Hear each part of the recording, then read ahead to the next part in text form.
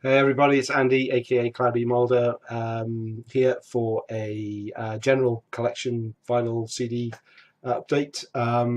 Nothing, nothing 80s in this one, and nothing new to be honest with you. Well, new for me, but so a lot of these are reissues and just collection fillers and things I've just picked up or got into over the last probably 2 months since I did a general collection update.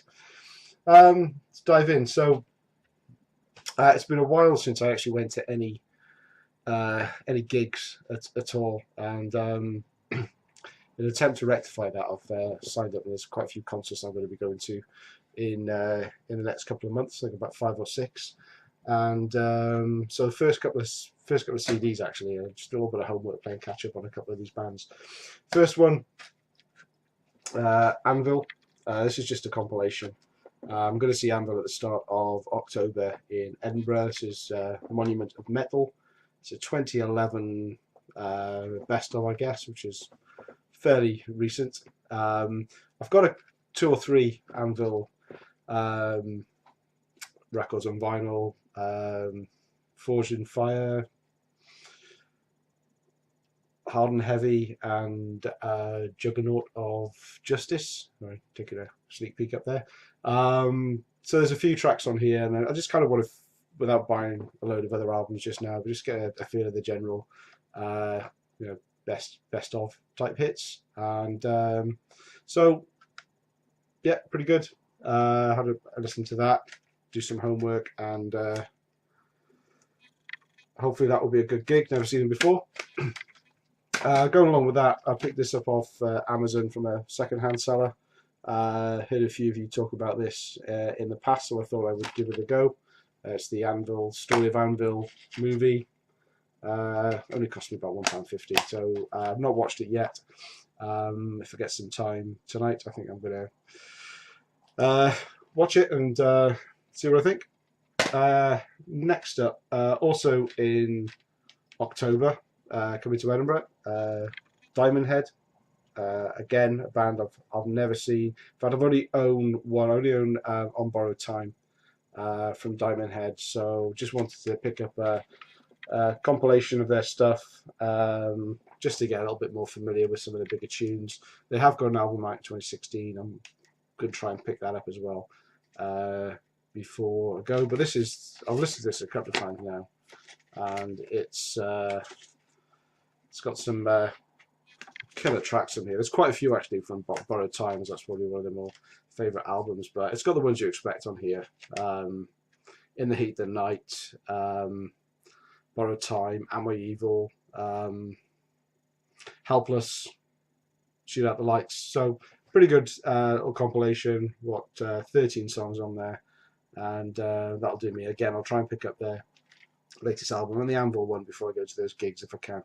And yeah, hopefully I'll recognise a few more tracks. Otherwise, I'm sure it'll be a good night. Talking about going to gigs, not that I'll actually get to see him again, but I picked up a copy of DIO, Finding the Sacred Heart, live in Philly, 1986. This is a double CD, 2013 compilation. And it's DIO live. Well, what's not to like?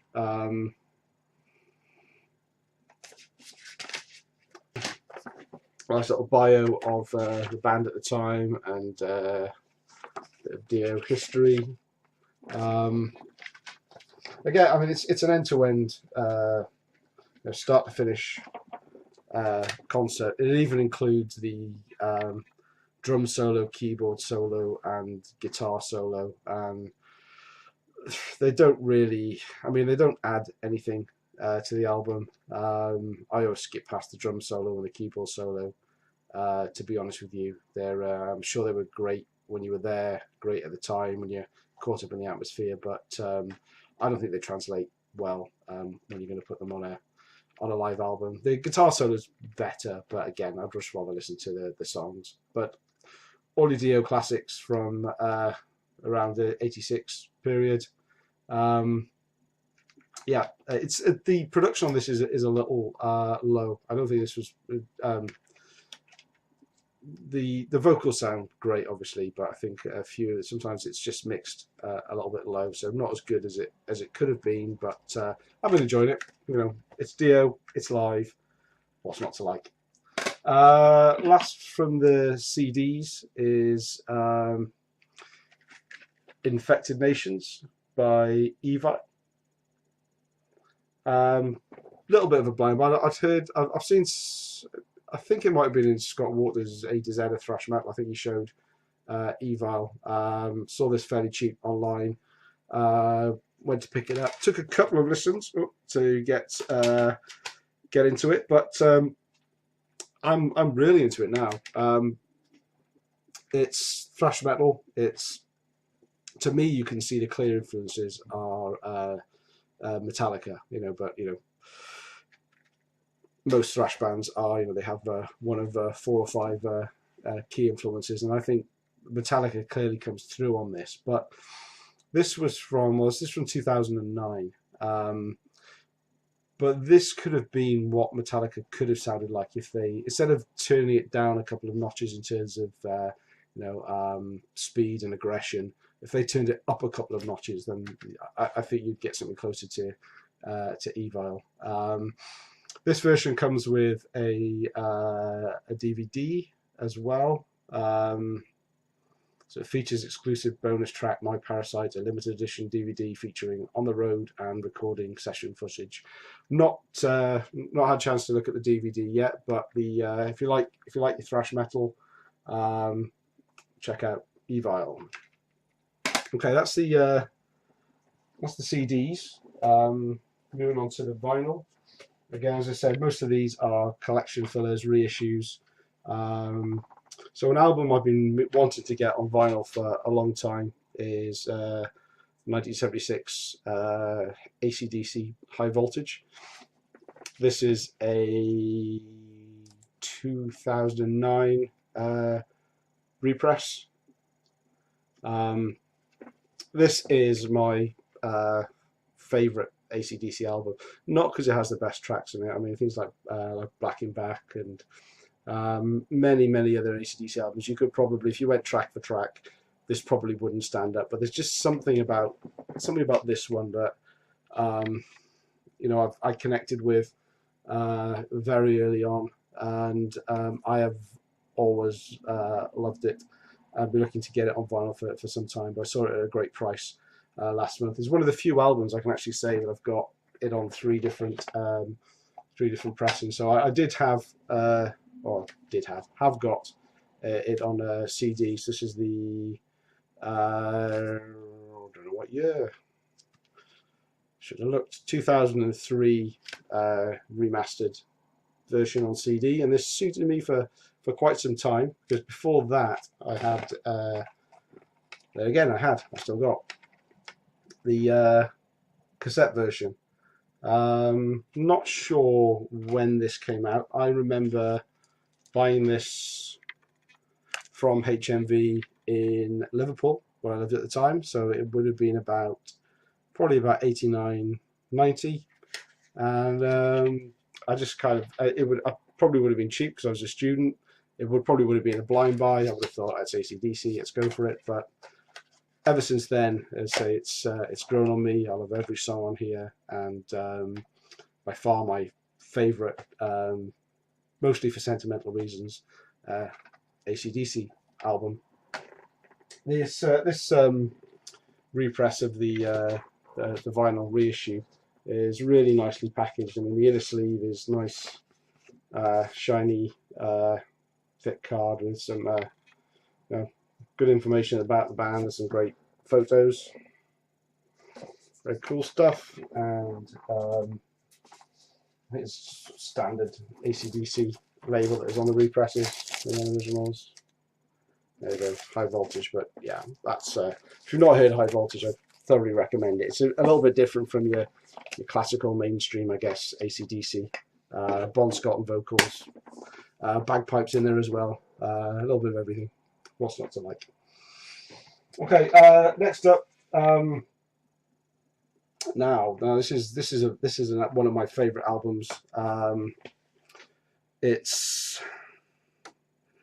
I get myself into a few debates with various people on YouTube in their comments when they show the latest Anthrax for All Kings, and I have to say that I can't quite make up my mind which I prefer, For All Kings or Worship Music. I've come to the conclusion that I do prefer Worship Music. Now, that is not to say that I don't love For All Kings. I think For All Kings is an absolutely superb album. But the reason why I think I'm coming off the fence and I'm going to the side of Worship Music for my favourite sort of modern era Anthrax album is the fact that when I picked this up on CD when it first came out, I kind of wasn't expecting too much. I was thinking Anthrax, and maybe they're going to sound a bit tired. Been around the block for some time, but I was completely blown away by how good this was. And the difference between this and For All Kings is I was expecting For All Kings to be bloody good, and it was. This I wasn't expecting as much, so it had a bigger impact on me. So this is this was originally 2011, but I think this is a 2015 repress. Yeah, just check my notes. Yeah, 2015 repress on Nuclear Blast. It's a double album, which plays at 45 RPM, which is the thing that really annoys me. I've got this and the latest Armored Saint album, which are double LPs. It's plain black vinyl, but play at 45 RPM, and I can never remember to set the turntable to 45 RPM. So I end up playing the first 20 or 30 seconds, probably before I realise that it's on the wrong speed. Yeah, there we go. Not that big a deal. Next up, I've got my favourite modern era metal band at the moment, by far, Ram. I'm going to show two at once actually, because I picked up Forced Entry and Lightbringer.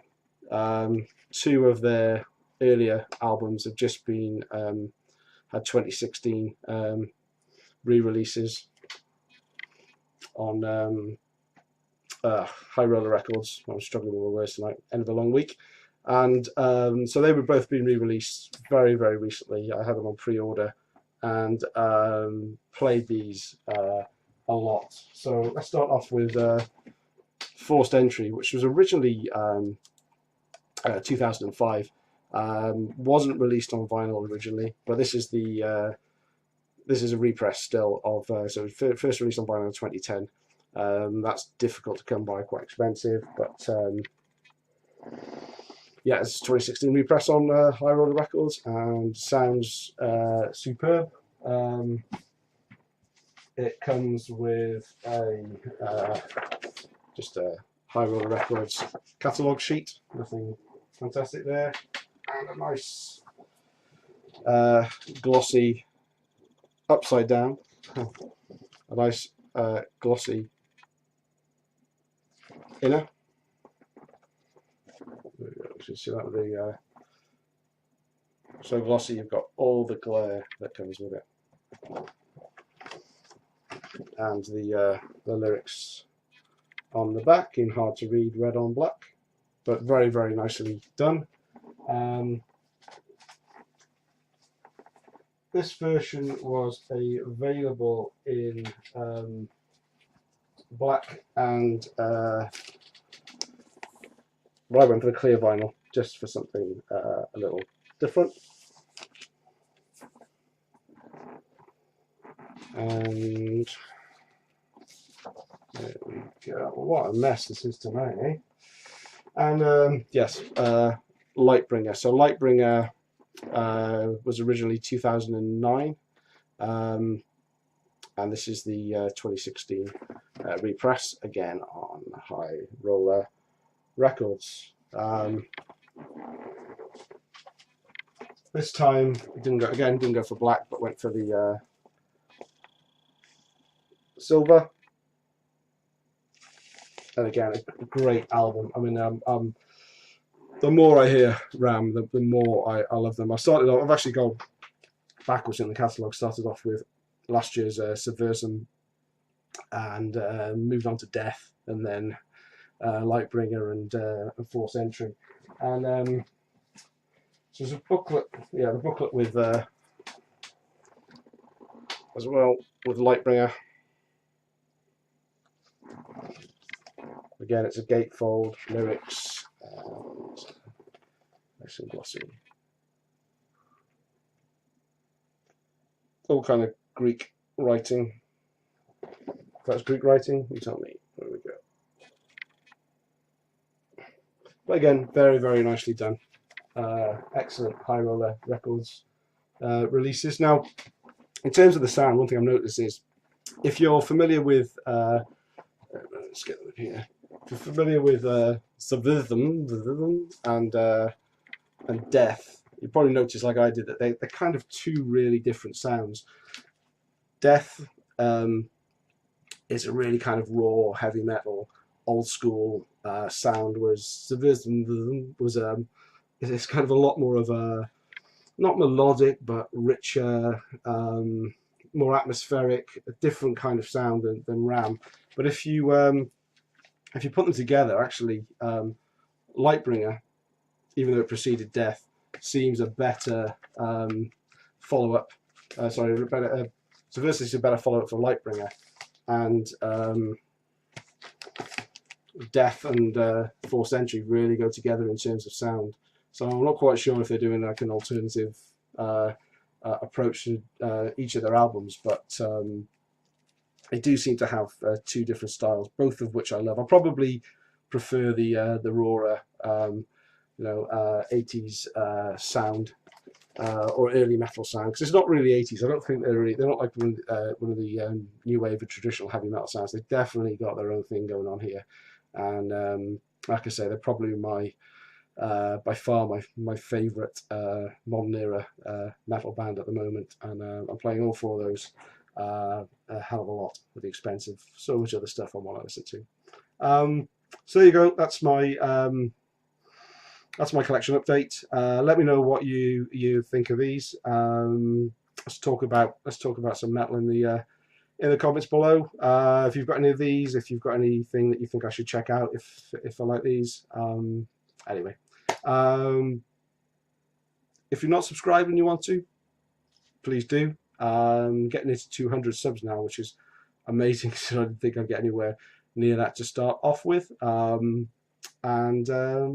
thumbs up, give it a like, and I'll be back with a video next week, I imagine. Thanks for watching. Bye now.